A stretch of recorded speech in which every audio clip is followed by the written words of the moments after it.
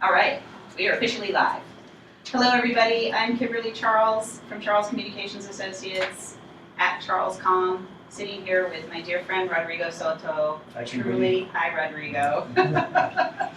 I am just so thrilled to be working with him, and I know that people think that marketing people are prone to exaggeration, but I want you to know that of all the 30 years I've been working in the wine world, which is quite a while, there's just Rodrigo, I count him among the most special people I've encountered from the standpoint of his, how he walks the walk, talks the talk, and lives his philosophy, and how earnest he is with respect to keeping ahead of the trends and being very, very much a student of nature and the natural processes that go into growing and making wine. And so tonight you're in for a really great treat.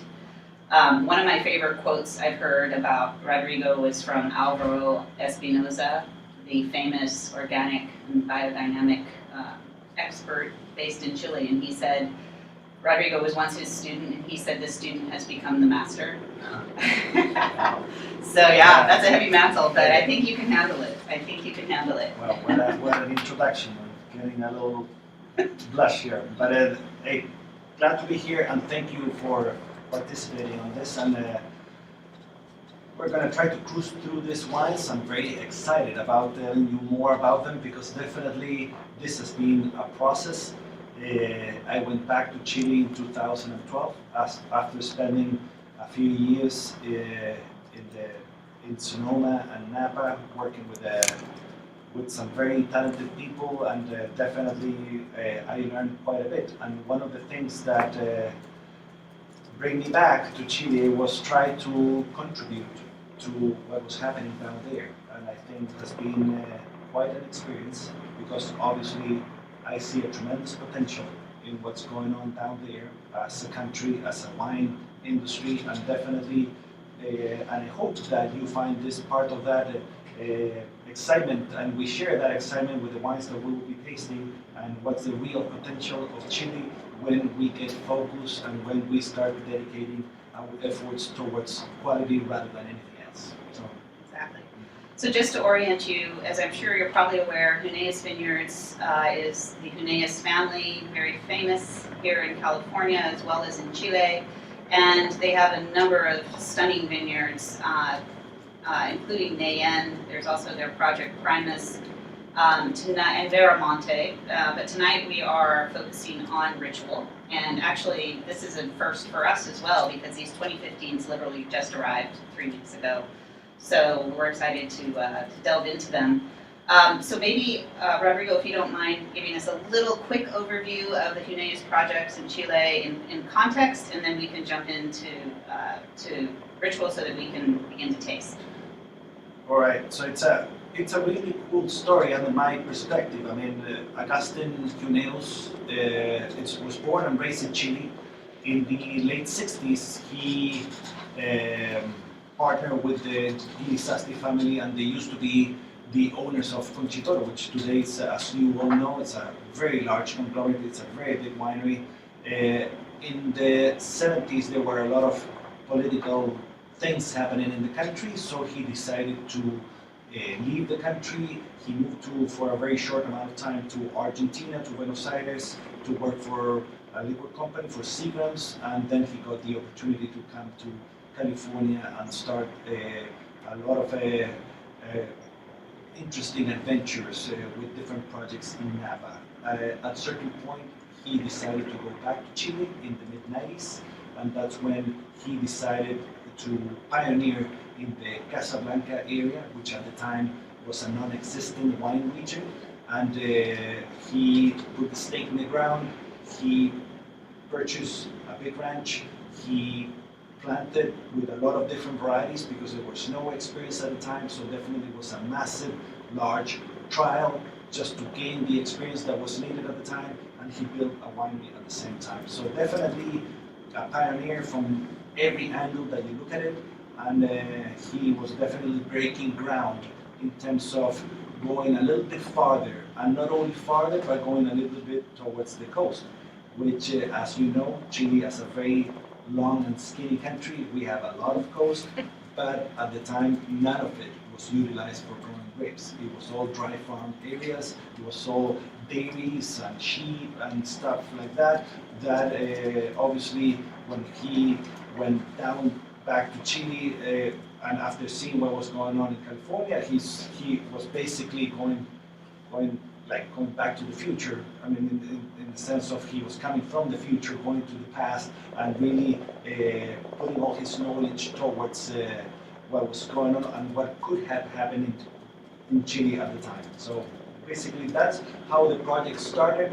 And after a few years, this was mid-90s, in the 2000s, mid-2000s, Ritual started as a brand. It's always from Casablanca, and the purpose of Ritual is always to showcase our state in Casablanca is the best that we can produce in that ranch after a few years of experience. So we were down there together in October and had a chance, a very rare chance, to spend time, at least for me, not for Rodrigo, because he's dear friends with Dr. Pedro Parra, who is a renowned terroir specialist, consulting all over the world, but a native Chilean.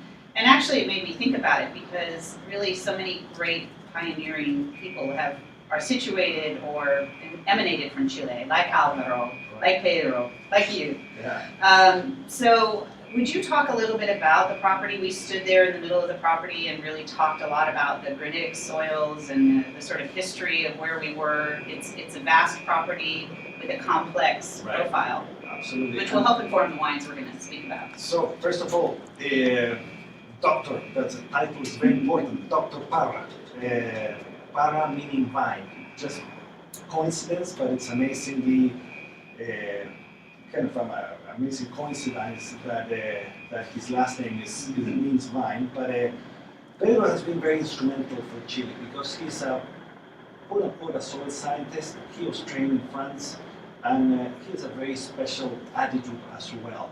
And his expertise has been to really get in depth and describe soils. And not only describe them, but try to match what you're seeing in the ground with the flavor profile that you get in the wines. So it's a very specific skill, and probably he has seen more than 20,000 pits in his life. So definitely it's a guy with a tremendous capacity to direct you, or at least give you the tools to find the gems in your property in terms of soils.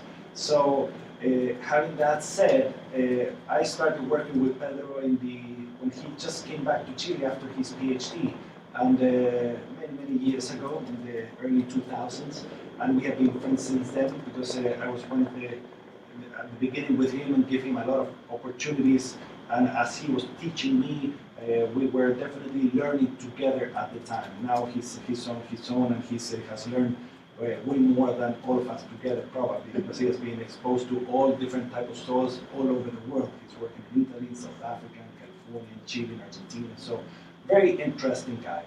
So yeah, and all of that has really helped you dial into the vineyard quite a bit, and the wines tonight help express that. We're going to talk about the Sauvignon Blanc shortly, but definitely that worldly experience, bringing it home, has helped make it a very deep pursuit, no pun intended. Well, he has been able to point us. I'm not trying to guide all the conversation towards Pedro, but definitely he has been pointing us to really understand. In Chile, we have been very good at understanding our climate, and obviously getting close to the coast was a very important thing, and a kind of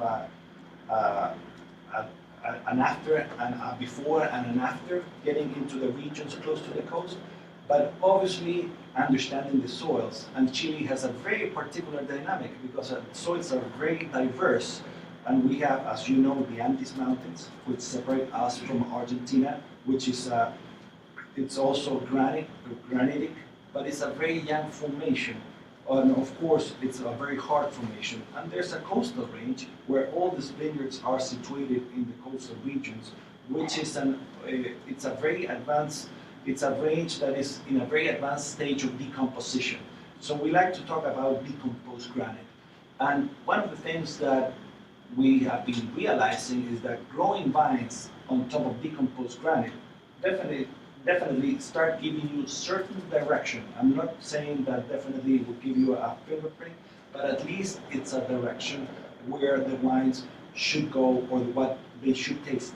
And at the same time, if you use the proper farming to accentuate that effect in terms of really understanding your soils and at the same time getting whatever fertility is out there, but also trying to get into the minerality of the decomposed granite, I think that you can get very outstanding and very interesting wines coming from those particular regions. And likely next year we'll be sharing something really very special with you, but it's a little too early to talk about it, so we'll wait. Just a quick kind of station break to say hashtag Ritual Live. Also to say we have a really strong contingent from California in the audience tonight, 11 different bloggers. And then we've got South Carolina, New Jersey, Virginia, Illinois, Texas, and Florida. Almost every state for sure that has a lot to do with great successful wine sales and some emerging markets too. So I'm glad you're all here, we're really excited. I think that starting out with the Sauvignon Blanc, since I'm sure you're thirsty and I'm sure you've all been waiting patiently to drink, we should talk a little bit about what you do in the vineyard. I know that you have a triage program, but then also in the cellar with respect to the regime that you like to use to give the Sauvignon Blanc texture and layers and complexity. So let's talk about that. Right, so Sauvignon Blanc, first of all, was one of the main varieties that was planted in Casablanca. And I think at the beginning, as we didn't have enough experience as a country, we always were looking at benchmarks. And at the time, New Zealand was a very strong benchmark for us, and they were doing very well. And all the wines were trying to mimic that. Obviously, with time, or at least I realized that, well, we don't need to be copying anybody. I think that Chile has enough attributes to present itself with enough personality and with enough capacity to really showcase what we are able to do with more authenticity. So I think that this wine, first of all, reflects a little bit of that. It's what reflects the property that these vines grow, which is in terms of the appellation, it lives, or these vineyards are located on the quote-unquote warmer section of the appellation. The appellation is defined as a cool climate region, but obviously being on the warmer and more elevated, meaning that it's located on the foothills of that decomposed granite that I'm talking about. We have been selecting 3 different parcels of this property that give us very different character. One of the parcels is very, very close to a main forest that is one of the boundaries of the property, which is the coolest section, and obviously that's where we normally get a lot of the aromatics. And the other 2 parcels are more on this decomposed granite. Plus, they also are different improvement selections. So the whole idea is to get these 3 main pieces, which have variability inside it, as we have been talking about clonal selections as well, so that we can get together a Sauvignon Blanc that can have a little extra complexity to what we have done before. Now, in terms of the work, that definitely they give you the chance to have a very different dynamic during the fermentation, and also, and that is around 25% of the wine is done in concrete eggs. Also, we have around 30% of old barrels that we utilize for fermenting another component. And finally, we have a little bit of stainless that definitely help us encapsulate those aromas. But for me, the most important part is in the barrels and in the concrete, where we steer the lees, where we try to gain a little bit of that softness, try to mask, not necessarily mask, but definitely try to contain the acidity and make the wine evolve in a very controlled way, so that you can get part of the evolution of the nice aging on a sheath that definitely allows it to grow and transform, but without losing the freshness of the wine. I really love the aromatics. They just seem so completely original to me. I mean, they're almost like an amalgam of classic Sauvignon Blanc aromatics that you get. I'm curious what some of the bloggers are picking up as well. I mean, I certainly get a bit of a passion fruit, more, slightly in the tropical realm, but I would say almost like green mango, less ripe in the tropical world. Very enticing, but not overt. No, not at all. But also for me, what's interesting is the little bite that you get Yeah. at the end. Mhm. And I think that makes you feel that you get, or that the wine stays in your mouth for a long time. One of the things that always calls my attention is wines when they are very strongly aromatically, but when they taste them, and with Sauvignon Blanc happens a lot, like you taste them and they feel very light and they fall apart very quickly. I think what I like about this wine is that it carries on and definitely has a lot of different layers in the mouth. And I think that's part of the purpose of this effort that we're doing with Ritual is trying to really make these wines grow in the mouth. Mhm. Yeah, it's interesting. We were looking at the biodynamic calendar earlier, largely because of all of Rodrigo's training, and there are many more mentors and friends of his that we can perhaps talk about throughout this hour. But today is actually a root day, and I tip my hat to you because these wines are tasting really vibrant, despite it being probably not the most advantageous day for tasting. And I don't know if you all have tried this. It's a great app, When Wine. It's tied into the biodynamic calendar, but I often find every single time that when I'm tasting, when wines are really brilliant, it's usually fruit day, and when they're a little more muted, it's root. You were saying that, is it not a leaf day? I think it is a root day today, actually, if I remember my app correctly. Right. So, yeah. Anyway, great. Let's talk too about the vintage, 2015. You're getting ready for harvest. Right, exactly. Harvest is gonna come probably in 3 or 4 weeks from now, and what we're seeing in Chile is that definitely we're seeing a trend towards warmth. Obviously, the same situation that is happening in California, and that's why I'm very animated about farming, because obviously, if we're seeing these trends that it's not necessarily a higher average of temperatures, but we're seeing events of warmer days or very hot days. And one of the things that I think that is very important to mention is that all this property is being farmed organically. All our properties are being farmed that particular way. There's a reason why we're doing that, and obviously for me it's very important when you start thinking about the longevity of a vineyard. The history of Chile and many countries in the New World, I think, is that their vineyards age, unfortunately, pair or they match with the time that the loan with the bank is, and that's not right. And obviously, what we're looking at, we need to extend the age of our vineyards so that we can really start thinking about talking sense of place. And as you know, we winemakers love to talk about sense of place and maybe utilize other words that are even more sophisticated than that. But it's very hard to do it when you age your vineyards. So starting from there, that has been something that I relate good farming or organic and biodynamic farming with the capacity of a vineyard to age with grace. And the other things about quality is the potentiation of the fruit.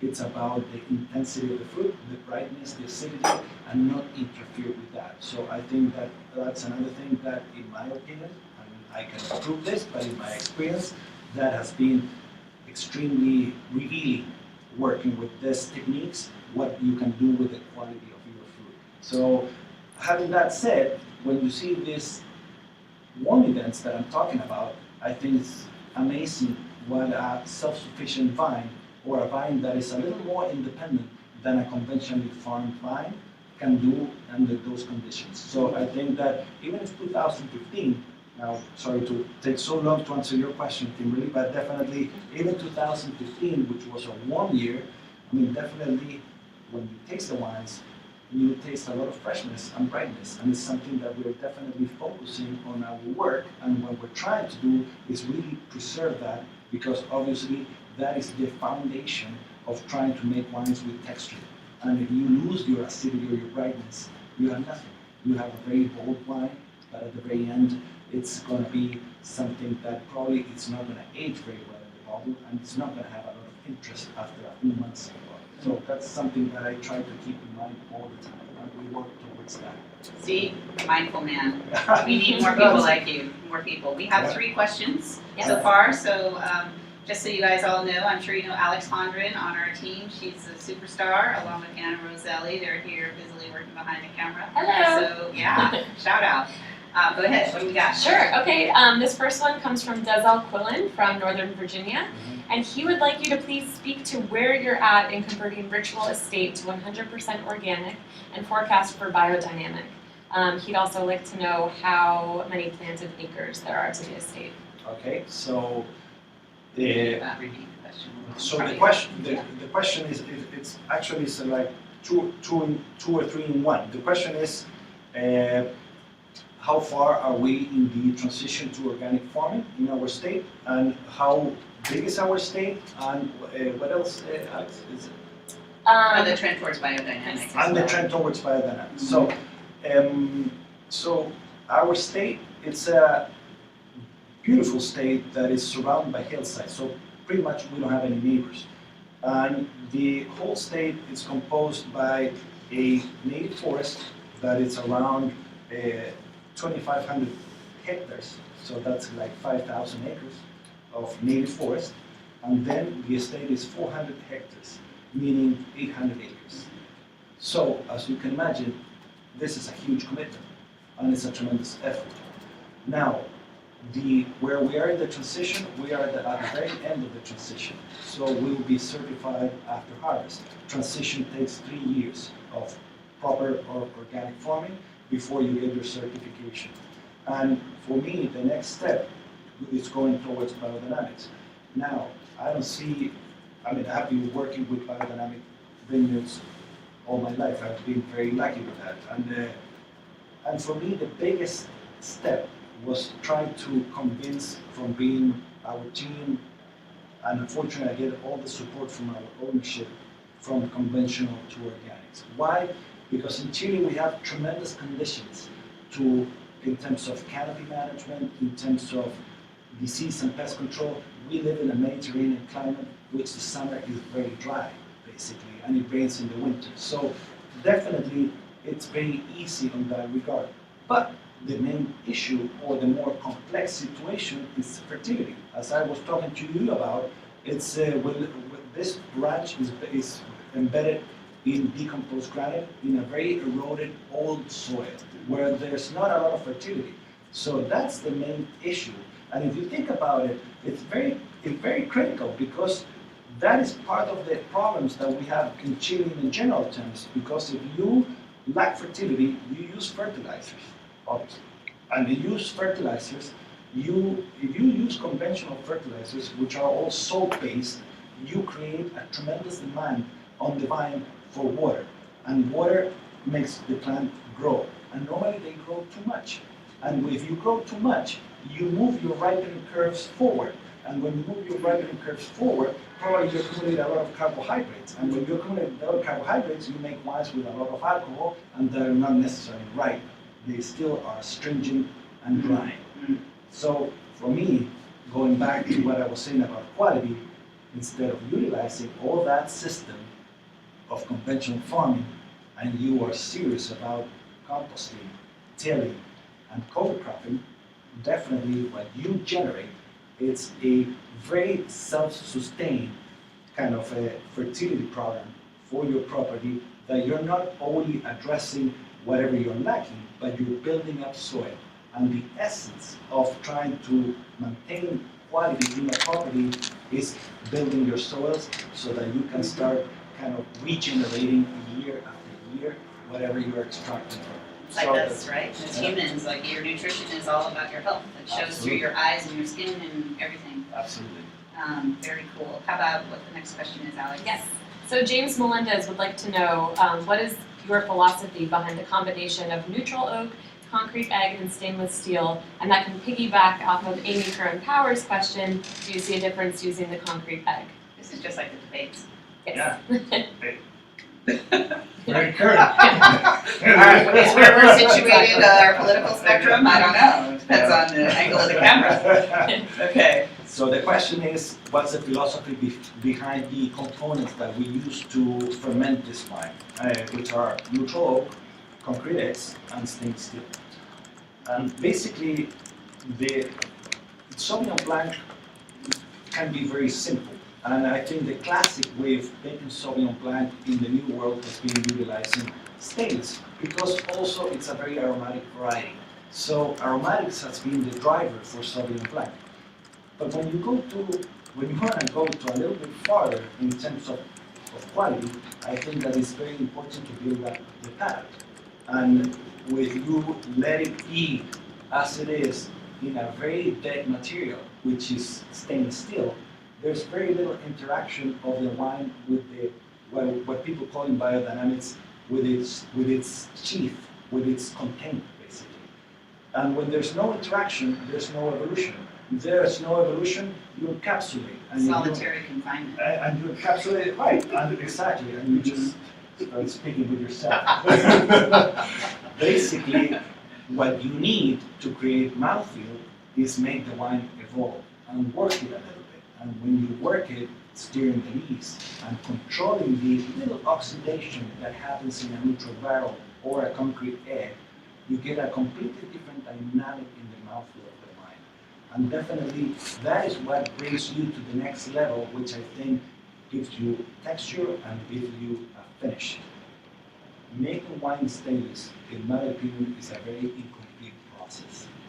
Just my opinion. But again, I think that if you want to do really quality-driven wines, you need to work with them and you need to interpret the variety and try to get a little bit more out of what you're doing. The stainless is very simple and it's very valuable because it's very easy to clean and it's very practical. But it's the same as when you, I don't know if you guys have ever had the chance to cook in a clay pot. Well, the effect, believe me, is very different than when you cook in a stainless steel. You get those slow melded flavors, right? Yeah, absolutely. It's a different dynamic of the whole thing, huh? The aging, the fermentation, everything. So it gives you different flavor profiles. Okay, one more question and then we can move on to the Sure. Chardonnay. Okay, this one is coming from Pull That Cork. How did the yes, Nancy Purcell? Hi, Nancy. How do the cost of composting and building soils organically, etc., compare with chemical farming? In other words, is it terribly expensive to farm organically? That's a very good question. The question is, how is the cost of building a compost, and if it's extremely more expensive than conventional farming of fertilizers? Depends how you look at it. Obviously, the way that we do it, I'm going to explain, and it's very hard to generalize because the scenarios are very different depending where you are, where you live, and your own economies. But cow manure is essential to make good compost. And we are in an area where the biggest cost is transportation. It's not the manure, it's to move it from where it is to our ranch. So transportation is an issue. We grow avena for us with hay so that we can bring the carbon and trigger the fermentation of the compost, and the rest is the pomace and the leftovers of the wine. So if you think about it, you're recycling basically on one aspect. And it's very interesting because you are putting materials that are quote unquote useless or dead, and out of that, through a process of transformation or fermentation, you bring up life. And you die to let the next generation live. That's basically the philosophy behind composting, which is very profound. Biodynamics. Exactly. So it's if you think about it, well, that's philosophical, but definitely it gives you a lot to think about. Compared to fertilizers that come in a bag, and they're the same fertilizers probably that you can find anywhere in the world, because obviously the big chemical companies, they distribute their products all over for conventional farming all over the world. So basically what you do when you add fertilizers is that you bypass the root system and you go straightly to the vine. And that has a very dramatic effect because the root system is muted and it's, I'm not going to say useless, but definitely it's not being properly utilized.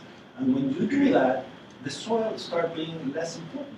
And when the soil is being less important, well, how can you talk about sense of place if the soil is not that Right. important for your It's sort plants? of a moot point, right? Absolutely. Yeah. So composting is feeding the soil so that your plant can get from the soil what it needs. So it's a three-tier system basically, Yeah. rather than a straight to the vein. Which is what Para talks about quite a bit. Yeah. You can't really have the essence of a place unless you're doing proper nutrition and husbandry, as it were. There are not many people I would dive into a 6-foot pit for, but hanging out with you and Pedro to learn more about it, for sure. I have a little bit of claustrophobia issue, but I tell you what, once you're inside those pits and you see how deep the roots go, it really grounds you literally, and it makes you realize what the uptake is and how all of this great complexity makes it into the glass. So, yeah, thank you for that great question, Nancy. Thank you all for your questions, and please keep them coming. We're trending on Twitter, Yeah. which I have a hard time saying. Trending on Twitter. So anyway, glad to hear it. I know we need to move on to the Chardonnay, but I also, too, at some point, want to talk a little bit about another one of your mentors, someone who is very close to both of us, who sadly is not with us Yeah. in this dimension, Alan York, who sadly passed away, but really helped draw me deeper into this world of farming and living and being, and also was a great friend as well as colleague to you. Yeah. A great teacher. Huh? Yes.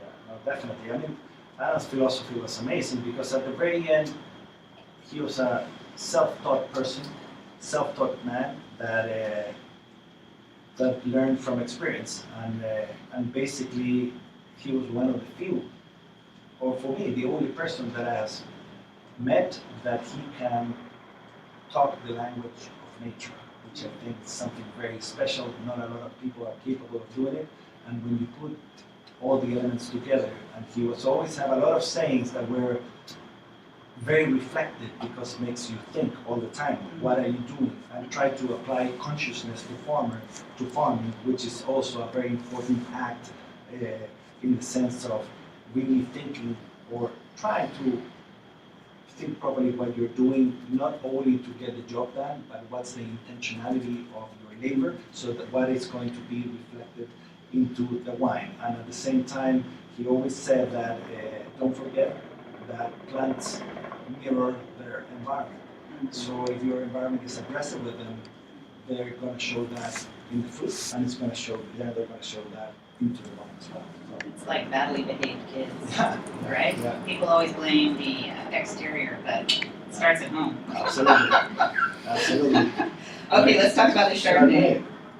So Chardonnay for us has been a challenge, and the reason why is because it's a similar story to what I was talking about Sauvignon Blanc. I think Chardonnay was vastly planted in Chile in the 90s, and I think that there was, and I don't want to sound very or too hard on self-criticism, but obviously we didn't did much effort in trying to make Chardonnays at a certain level. We were just doing it in stainless, and we were just trying to feed the pipes. So for me, I have a very serious commitment with Chardonnay, trying to bring back what I think it deserves as a variety, try to really put the effort, and at the same time try to showcase what Casablanca can do in terms of this variety, which for some people it can be a very boring variety,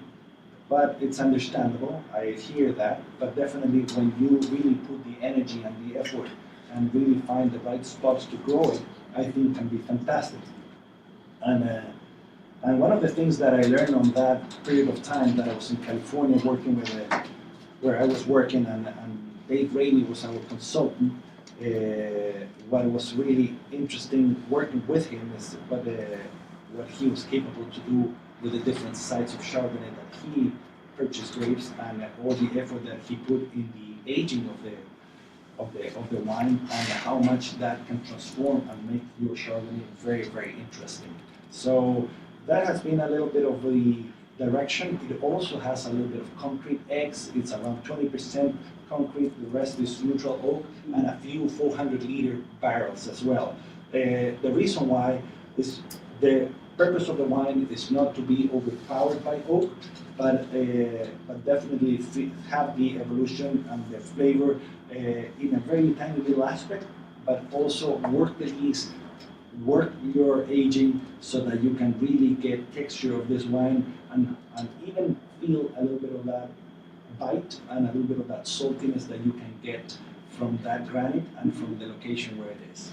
Would you talk a little bit about where within the property, for instance, is it a cross section of, the slopes? Where exactly is it just sourced? think about our property as a big oval, and these are on the warmer sections facing north, which in the southern hemisphere is the warmer locations, on a very kind of soft slope, and at the same time, you look at the soils, they look reddish in terms of there's a little bit of clay, but when you dig in them, you find a lot of very tiny little pebbles, and those pebbles is that decomposed granite that I'm talking about. So the root system, they penetrate very easily through that, and they definitely go very deep, and they fascinating length of the roots down there, and I think the Chardonnay always needs a little bit of warmth, a little bit, so that it can ripen properly, but at the same time, that kind of restriction of the low fertility of the soil doesn't allow it to be overly ripe or be overly sweet. One of the things that we were talking about earlier is that Chardonnays can take a direction that they can be overly sweet, and I think that kills the experience when you want to talk about sense of place. I mean, it's a really beautiful wine when it can be sweet and round, but it disconnects it from where it comes from. So I think that's the effort that we're doing and the direction that we're trying to go. So really looking forward for your comments on this wine and see what you think. Yeah. To me, it's very reminiscent of Amerso. That's what I really pick up in it. It's sort of a little bit more of that generosity of fruit, a little bit more expansive, but then, as you say, kind of within a construct that's keeping it right on a compass. So, do we have any comments or thoughts that people would like to share? Getting a lot of great comments. People are loving the really brisk acidity. A lot of people saying this is, they totally get everything that you're describing in the Chardonnay. Lovely, lovely. We do have one question, Jenna Francisco from Sacramento. Mm-hmm. She says she knows very little about Chilean wine, but she's very curious.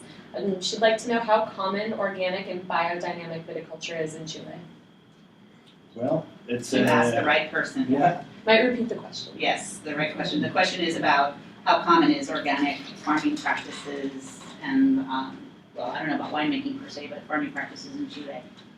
It's not very common. There are very few of us, but I think there's a lot of enthusiasm, and I think that is part of the development of our industry to go towards proper farming, and at the same time, there's a generation of winemakers that really are paying a lot of attention to viticulture. So I think that's always key when you connect the dots and not just wait for the grapes and the winery, but when you are out there looking at the vineyards and really understanding from where your sources are and how they can perform better and grow better. And when you get to understand that, definitely you start being more selective about your farming techniques and more accurate and more precise and really putting the energy where it needs to be. So do you have like a number in mind in Chile of percentage-wise of all the acres planted, what might be trending, not trending, but moving towards organic? It's gonna be, it's very small. It's Like probably less than 10%? It's less than 10% for sure. Right. And I can say that whenever we get our certification, probably we're gonna move the needle of the statistics Yes. quite a bit. Yeah. Quite a bit, And because that's- it's a tremendous commitment. I mean, this ranch with the two other ranches that we have, it's gonna be around 600 hectares, which is 1,200 acres, which is a significant amount. And again, it's a tremendous commitment. And it's an international certification from the Swiss. Yeah. What's the acronym? It's IMO, so it's a Swiss-based company that has branches all over, and it's recognized in the US, obviously, in Europe, and all the more, quote-unquote, more developed markets. Yep. which is great for, one of the things I was talking to somebody about the other day was how, Chile has done a lot of ISO compliance. Yeah. But the fact that you've bumped it up to a level that globally is really, really well respected, there's a lot of extra hard work, but at the same time, in the long run, will make your life very easy and hopefully inspire other people. Absolutely. So kudos, because you've only been there 4 years back in your home country, right? After your stint in the U.S., California. Yeah. So I'm really It's exciting times for us, but excited for you. nothing of this would be possible if you don't have the right team Yeah. and the ownership that supports you. That's So right. definitely, I take part of the credit, Mhm. but No, of it has course. been a really good It's a work group together. work. Yeah. So IMO, just remember that, everyone. You'll be seeing more and more of that. I'm gonna tweet out the link actually right now. Okay, great. Alex is going to send that off to you all. So in the winery, I know we've talked a fair amount about stuff in the vineyard, but in the winery, I know that you were a big fan of low SO2, Yeah. using native yeasts where possible. Yeah, I forget to mention. Yeah, let's talk about that.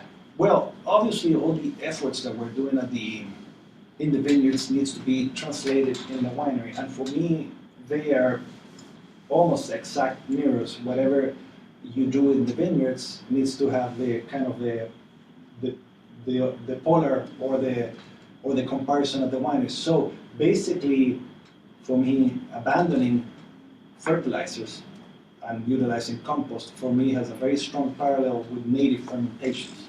Instead of utilizing commercial yeast, all these wines has been fermented with and we haven't used any commercial yeast since 2012. So that has been a big change for the wines as well. And how it translates into the flavor of the wines, because for me it's always easier to explain you what you shouldn't do. So what commercial yeast does is that when you add yeast to a tank, you add a tremendous population of yeast to get basically the job done. So what it happens is that what you add such a big population that it becomes very demanding in nutrients that normally the must doesn't have. So you need to add a lot of nutrients to the fermentation. The fermentation warms up, gets hot. You need to cool the tank. That's why when you visit wineries, they all have jacketed tanks, most of them, because you need to cool them down. So basically, you create a problem that then you try to bring it back to normal. What temperature does in fermentation, it's a temperature equals extraction. So maybe in white wines is not that dramatic, but in red wines it's a tremendous difference because it's almost 10 degrees Celsius of difference between a native fermentation and a conventional fermentation.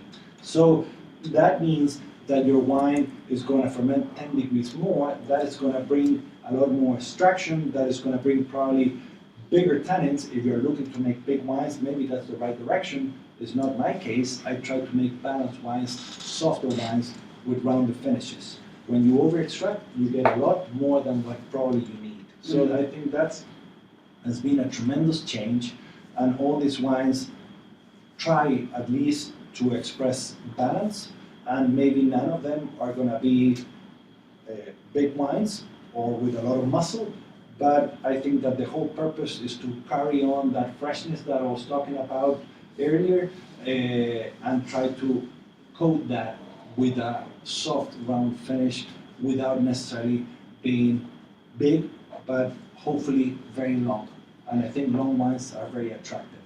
I would call that like the crouching tiger, hidden dragon approach, Yeah. kind of martial arts, where you're just harnessing your energy and only using it in the most efficient way possible. It's I like hard it. to keep your hands off in processes when you Yeah. have so many tools. Well, and man's nature is to want to intervene and help and manipulate, whereas, as I said earlier, you and Jacques Lardière are two people who possess such a great amount of knowledge and experience, but yet remain humble and also a perpetual student with respect to your winemaking approach. And we all know there's a lot of winemakers who love to intervene and put their name all over the place. But hey, there's a space for that. People love it. But as far as I'm concerned, we're stewards in this world of wine, and there will be people that come after us. And so having that characteristic is really fantastic. We're good interpreters at the best. Yes, so. Lots of great questions. Okay, well, listen, and also we have 20 minutes, and I hope you guys can maybe stay a little longer because we have not even touched Pinot Noir, which is really your subject. Yeah. And so, yeah, let's try to address them, and if you guys can maybe think about an extra 10 minutes or so, we really want to be sure we're diving in deep. Great. Okay, Okay, we'll stick with the Chardonnay sort of oriented questions for now. sure. So this one comes from Bricks Chicks. Liza from Emeryville is wondering how dramatic the diurnal swing is for the Chardonnay.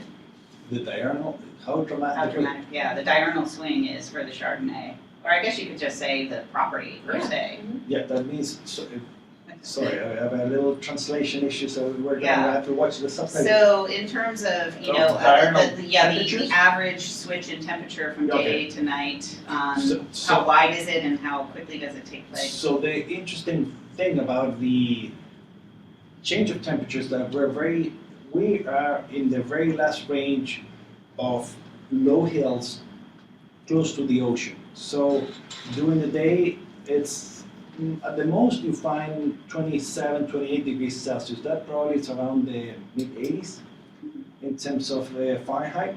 And at night, it tends to cool down. It tends to, you start feeling the breeze from the coast. Remember, our ocean there is the Pacific Ocean, so it's very, very cold, even colder than you find in the areas of like San Francisco or Right. Los Angeles. And it's a transverse valley, right? Right, Yeah. so you get a lot of that influence, so it cools down. So normally the feeling during the summertime is that if you were wearing a t-shirt in the afternoon or in the midday, probably you will need a light jacket at the end of the day. I mean, that's kind of it cools down, you start feeling the cold, the breeze, so it goes down up to, I don't know, it's around 6 or 7 degrees Celsius. That is probably what? 46 degrees, 40, is that right? yeah, on the Yeah, phone, you just mid- double it and mid-40s. add 32. Right, Mhm. so, Those WSET days really helped. so that's, and I'm gonna take advantage of that question because that definitely slow ripening down very much. And at night, as it's cooler, definitely it shut down some nights the process of respiration. So that helps you preserve the acidity very tight into the grapes. And that's what we're looking for. And that's the beauty of these cooler regions, that they normally hold the acidity better than warmer regions that at night it's still warm, so the plants are respirating. So basically they're metabolizing the acid overnight when they do photosynthesis during the day. So, Didn't I tell you it was a master class? Okay, what else we got? Okay, can you speak to your choice of wine closures, screw cap versus cork? Does this suggest recommended drinking window? That question's coming from Dezel. okay, that's question is the recommendation or justification of the type of closure, screw caps versus corks. I think that there are always pros and cons. I think that it's very difficult to have a strongly or a very clear statement. But let me tell you something. I think that screw caps, obviously, they kill the experience of uncorking a bottle, and I agree with that. I think it subtracts a little bit of the romanticism of doing that, but gives you, depending on the wine that you are utilizing, it gives you a consistency when you know how to utilize it, that I think that the customer really appreciates. Yeah. And I think that that's one of the tremendous benefits. And for wines that already went through its evolution, and you want to show them fresh without an additional evolution in the bottle, I think it's a very good closure. Give me one second. Yeah, and I was gonna say, judging wine, I do a fair amount of wine judging, and, you know, it's kind of erratic based on the competitions, but I've seen anywhere between 2 and 10% of TCA corkiness. Now, obviously, you can get it in the screw cap. It's a bit more rare that you do, but there's still a wide variation of, you know, inconsistency there. And the technology has changed quite a bit. Today you have screw caps that allow interaction with oxygen. So Right. I think those are the things that are going in a very interesting direction, because I think at certain point it's gonna be very comparable with a good cork. Yeah, And we're always talking about good corks compared to screw caps, because you utilize a bad or a cheap cork compared to a screw cap, I think in that situation, it's a no-brainer. I think it's better to utilize a screw cap. Yeah, I'll give you some more water. What's your next question, Alex? I think the rest we can We can wait kind of until the handle? end. Yeah, Okay, let's good. move on. Let's to get the into Pinot. We've got 10 minutes, but again, like I said, if you can give us another 10, we would love it. So please start with first your experience with Pinot Noir in Western Sonoma, which is really, I think, where a lot of your serious grounding came from, Yeah. right? I mean, you've had experience before then, but that was really where you honed it. But also to not contrasting, but comparing the scene in Chile with respect to plantings that arrived in Chile and the clones that are there, and what is happening now with respect to Casablanca. Right. Well, I think that first of all, the experience with this variety obviously counts. I mean, it's very, very important. And for some reason, the conversation with Pinot Noir always gets very tricky because it becomes almost like a trivia game. And always, as you know, the original benchmark is Burgundy, and obviously our conditions in the New World, wherever you are very difficult to compare. We don't have the same soils, we don't have the same climate. I mean, we have very little calcareous soils in Chile. I'm talking about mostly decomposed granite. So how can you compare? I think it's very, very difficult. But that doesn't mean that we can do a really good job with the variety. And my experience with gold-rich soils in the Russian River, in Green Valley, in the Sonoma Coast, in Carneros, obviously helped me to bring some interesting aspects going back to Chile so that we can definitely try to really maximize our local scenario and really produce what we should be expecting to produce with our elements and really polish them and try to bring up the best that we can.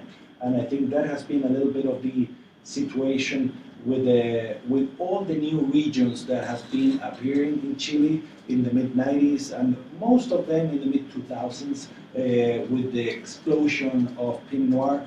There were a lot of Dijon selections brought to the country. There were a lot of plantations happening, but at the same time, it has been a very kind of steep curve of learning almost for everybody down there that are committed to the variety. And obviously, this is not just another variety in our portfolio. Probably is the most important variety for us because obviously it requires extra focus, extra attention, and extra dedication.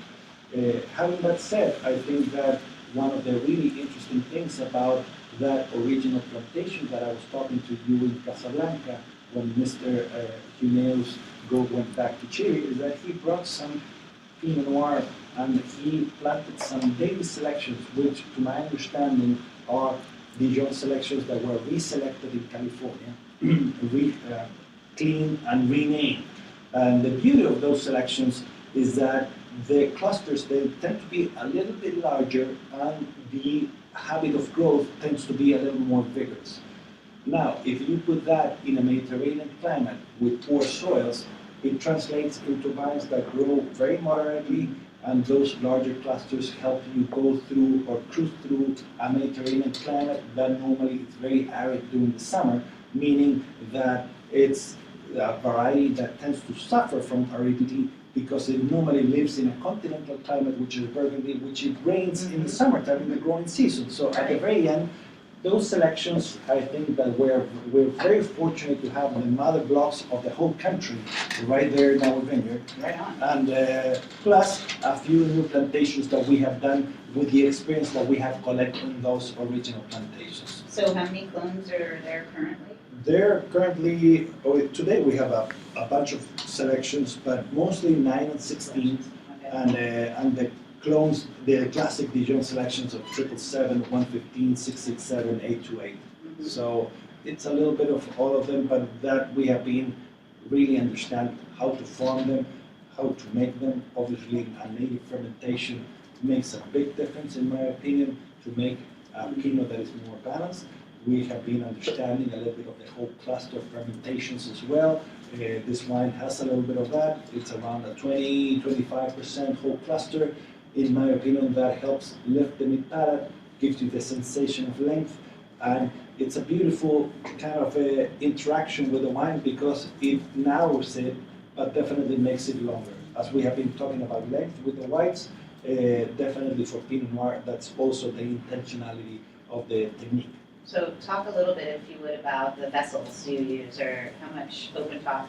This is 100% open top, and it's done in a regime that try not to over extract, so punch downs at the beginning, pump overs in the middle and at the end, and then it's aged in barrels. Also the barrel aging is looking at not overpowering the wine with too much oak, so we're very considerate about the amount of new oak. We try to be around 20-25%. And it ages for a little less than a year. One of the things that I've been realizing is that when you over-age being in the barrels, sometimes it tends to take a little extra oxygen, at least under the conditions that we age them with our grapes, with our own scenarios. So I've been shortening the aging process a little bit. It used to be 14 months, now it's 11, so that we can let the bottle do its job. If we, in terms of aging in the bottle as well. So how are you feeling about the fact that this just literally arrived in the U.S. and I mean, 'cause to me, it doesn't seem like it has any bottle shock or it's going through any dumb phases. It really has adapted well. Well, I'm very excited about this wine because definitely shows part of what I'm really interested in showing. It's brightness, its freshness, purity, precision, but at the same time, it's a very enjoyable experience. It's a Pinot Noir that can be very versatile, and at the same time, it really showcases the effect of the granite that I'm talking about, the balance that we have been discussing in all these three wines, and at the same time, also presented with its own personality. I think part of what we're trying to do is also show that if we do the right things and we put the right amount of energy and focus, Pinot Noir is a variety that we can grow down there, and if we put all the efforts together, it's something that it can be very respectable and a very attractive wine as well. Do we have any questions, Alex? Actually, everyone is saying Or it got comments. quiet on Brandlive because everyone's drinking their Pinot. Yeah. A lot of comments though, mainly where can I buy this? Which we have our ACE team looking up some. Yeah, we're Good getting some spots, sales yeah. information for you. Dezel Quillen says, in my humble opinion, it's rare to find a solid Pinot for under $20. Usually get what you pay for. This youthful Pinot over delivers for its price point. A lot of people just agreeing with that. Yeah, Yeah. that's very true, and I think this wine is only just getting started because of all the dramatic changes, not dramatic, evolutionary changes, but also some, you're moving quickly in terms of addressing where in the vineyard you want to be planting it. Let's talk a little bit about some of the sweet spots and the future with Monster, just as a little preview. Well, the beauty of start to work with parcels, and obviously all this work that it's coming from the vineyard of a much more dedicated farming technique, you start realizing the real or the true potential or very specific spots that you can find in the ranch. So basically, what you find is you start finding very unique situations, and when you see that, you start realizing, wow, this is not the end or not the roof, this is just the start of what's coming afterwards, and you start finding kind of very talented small pieces or sites that they deserve to be by themselves, and that's probably going to be the next step for us in all these wines, that we're finding these tiny little sections that they can really express something totally unique coming of that particular property. So that's the next thing for us, and it's very exciting. And maybe it sounds very basic for other more mature producers, but for us, it's a very exciting time because we are really going in depth of what we're doing, and that's exciting because. Well, in many ways, culturally, there's a lot of tradition, and it's hard to move the boat quite that dramatically. So, absolutely. That's kudos for that. Thank you. Looking forward. So I don't know when the exact timing of the monster release in the US will be? Is it this summer? It's probably gonna be this summer, yes. Yeah. Yeah. So we will keep you posted on all of that for sure. Question? And if not, we have some other good topics to get. Definitely, I'm tweeting this out, but it might be worth repeating, that if folks are interested in locating where they can find these wines, they can go on ritualwines.com, find us, store locator. Okay, yeah, just a quick tip for you that ritualwines.com's find us store locator is where you'll be able to direct people. And obviously lots of really good restaurants. We were just talking about Rodrigo's time in New York and some of their better clients, which are great. Yes, a question. Okay, this is Wine and Good Food from LA asking, are you planning on making anything in addition to Sauvignon Blanc, Chardonnay, and Pinot Noir with Ritual wines? Well, we have a little crusade. The question is if we are planning to do anything different or additional to the varietals that we just tasted. And as you have heard me, the property is very significant, and originally there was planted a lot of different varieties. Some of them are not there anymore, but some of the ones still are there. And there was a little bit of Merlot in this property in years past, and it was always being sold, and it was always being badly treated. And a couple of years ago, we started farming it much more adequately towards more prestigious directions, put it that way. And the results are amazing. Are we gonna have a right bank style wine from you? Well, maybe. Will you throw some Cabernet Franc in there for me, please? There's some? yes, we just planted a little bit of Cabernet Franc. But it's things like that definitely, I think it's a really cool thing because, again, it's a very, we can say it, a little bastardized variety that has been beaten up for the last 10 years. I think that with a reason, I think that there's a lot of very average or below average Merlots out there, but when it's properly done, I think it can be outstanding and very attractive as well. So anyway, it's gonna come probably in the future, in the short future. Very cool. Looking forward to that. I know that you do some work as well with Paul Hobbs. He collaborates with you. Yeah. Could you talk a little bit about some of the work you do together? Yeah, well, Paul has been very, very helpful and very knowledgeable, obviously. And he started with Ritual 2006. I arrived in 2012, and Paul has a tremendous perspective of what's going on in the market.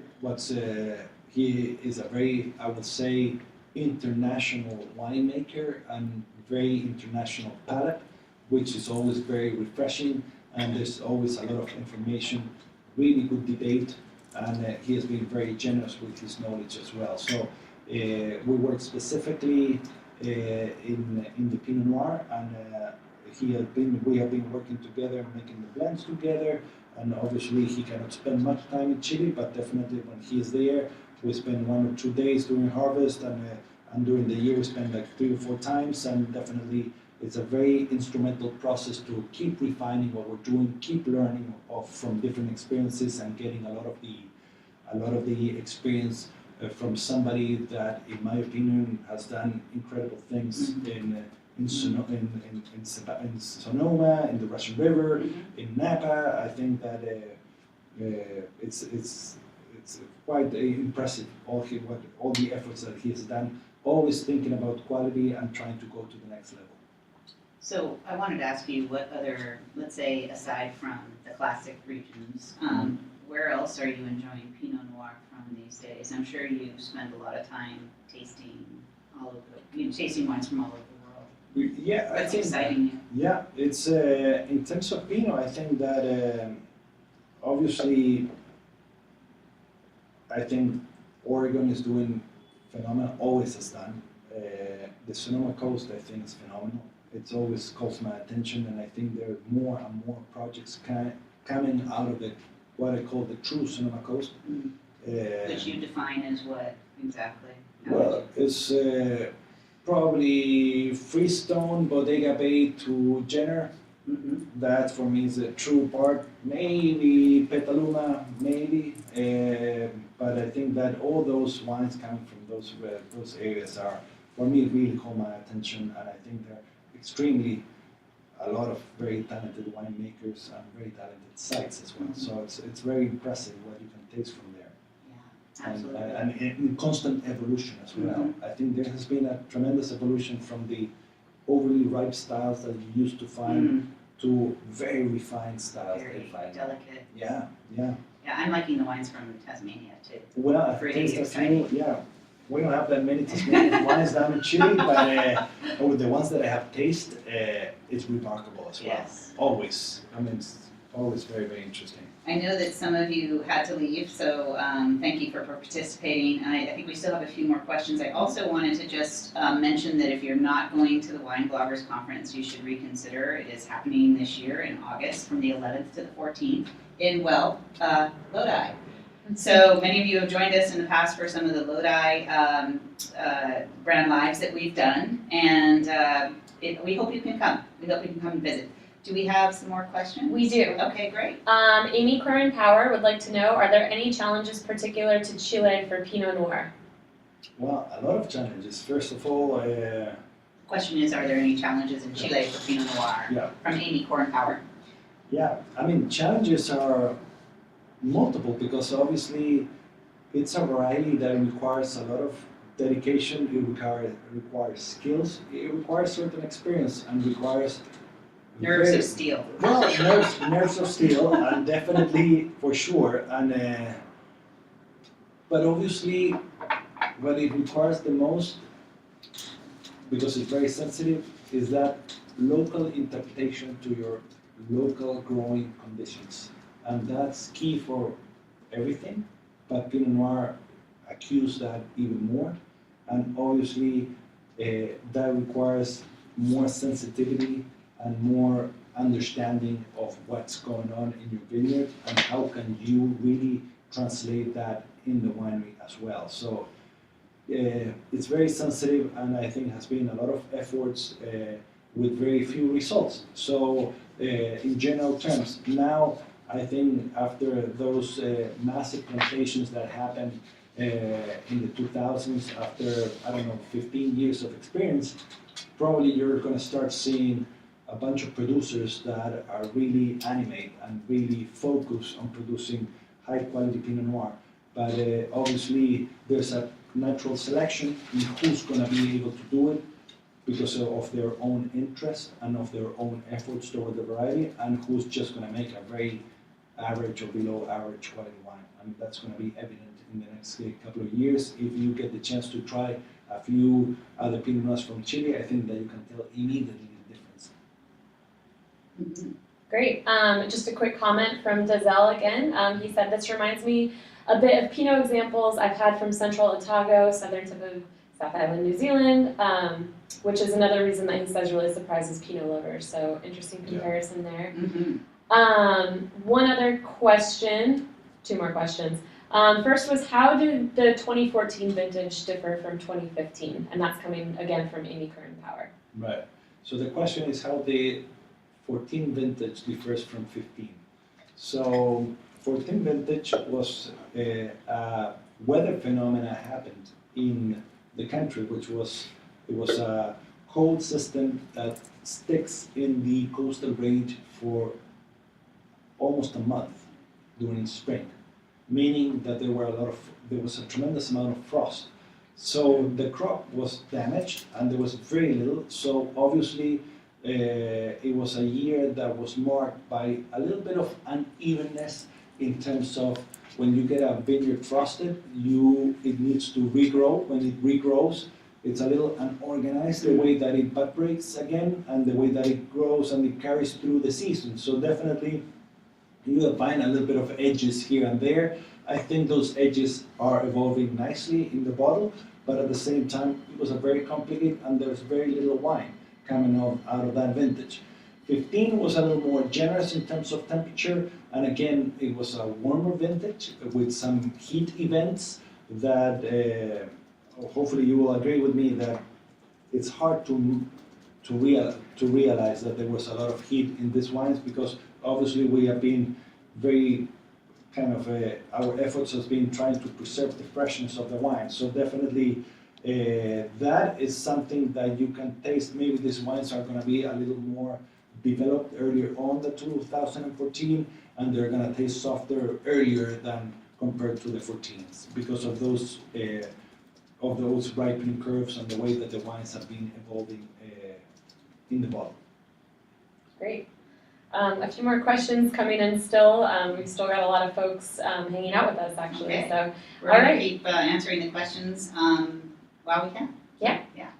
Okay, so Cliff Brown from South Carolina would like to know if you are able to use any own-rooted vines in Chile, or are they all grafted?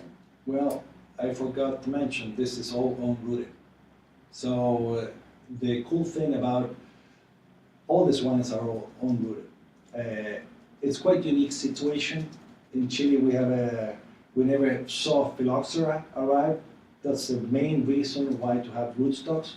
Obviously nowadays there are other issues that rootstocks can be very instrumental, but that knowledge is still very green, it's very young. So we're starting to plant some rootstocks, but without a lot of experience. The majority of the plantations are own-rooted. And that's how you can get at the same time, and that's part of a very different conversation, but obviously rootstocks is a buffer in between the soil and the cloning selection. So, hate to say it because most of the world is like that, but when you have a direct pipe from the ground to the cluster, it makes a big difference. And the flavor profile, probably it's a little bit different as well. So that means you have to learn more about Mayen at some point too, where you have 130-year-old vines that are producing gorgeous wine. Yes, Gorgeous exactly. So That's for a future tasting. that's a fascinating conversation and very controversial as well. So but it would be very cool to debate about that with probably a few other speakers, and it's a very interesting one because it's definitely it's a driver, and rootstock can mark your wines as well. In some regions it's happening. Okay, James the Wine Guy from San Francisco and several others would like to know if you've ever considered making a sparkling wine. You know what? I appreciate the question is if I have ever considered making sparkling, and I've been asked many times. I think sparkling is very hot right now all over the world, and It's up 11% in terms of, Yeah. I think, volume. but you know what? It's I've been always saying the same thing, and sparkling. I enjoy drinking sparkling, but you know what? It's like you want to be a chef, or you want to be a pastry chef, or you want to be you gotta have your expertises. And I think that when you get a little broad, of course it can be done, but I think there's a lot of work that needs to be done with the varieties that we have, with the wines that we already make. And I prefer to stay focused on that rather than add another technique that I do not know today to my set of things to do. I mean, obviously it's attractive to have another wine, and I think sparkling is fantastic, but I am the limiting factor in this situation because I don't know how to make them, or I don't know how to make a good sparkling. I'm sure I can learn, but definitely it's something that you need to have certain sensitivity if you want to make a really good one. And I think that's the direction. Bless you. That's the truth. When you sneeze, that's the truth. Pardon me. Okay. How long has wine been made in the Casablanca Valley? Since 1994. That's the original year. Before that, it was all dry farm areas, dairies, cattle, pastures. Mm-hmm. There was nothing there. Mm. So 94 were the first plantations. It's an emerging region. It's quite new. Okay, and then finally, this might be the last question. This is from Cobas in 50 Illinois. states of wine. 50 states of wine. Are other wineries practicing organic and/or biodynamic without being certified? And then he just also said he likes the sound of an 100-plus-year-old vine tasting of Chilean wines. So something to consider. Yeah. Bookmark. Yep. Yeah, for sure. So if there are any other wineries doing organics and biodynamics, absolutely yes. There's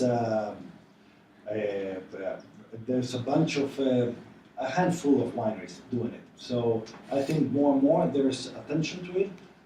But when they start really understanding or what it takes, obviously it's an extra effort, it's extra work, not necessarily extra cost, but definitely extra work. And that's something that takes a little bit, not everybody, it's not for everybody.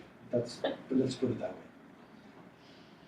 Thea says you're allergic to your empty glass. Glasses are not empty. I'd like you to know. Just my water, my dear. How about yours, luscious? Lush. Yeah, exactly. Okay. Okay. So anyway, I think that is what they say, a wrap. Mhm. And we could rap for you maybe next time. We'll practice a rap. But Rodrigo, thank you so much Hey, for my being pleasure. here. It's never enough time with you. You always leave us wanting more.